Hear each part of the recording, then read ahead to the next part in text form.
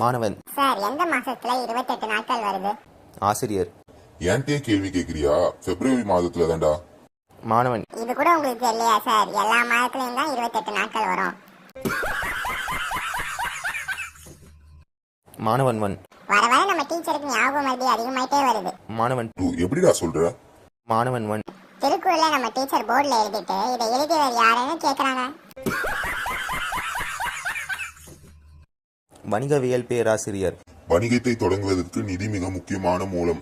அதை எவ்வாறு பெறுவாய்? மாணவன். என் தந்தையிடமிருந்து. சிறுவன் போனில் தன் தந்தையை போல்.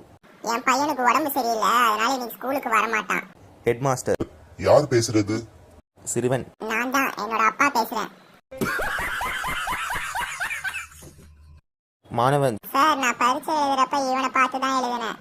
ஆசிரியர். சரி, இன்டர்வியூக்கு இவரை எதுக்கு கூட்டிட்டு வந்தீங்க? மாணவன். எனக்கு பதில் தெரியாது, கேள்வியை கேட்டீங்கன்னா இவரை கேட்டு பதில் சொல்வேன்.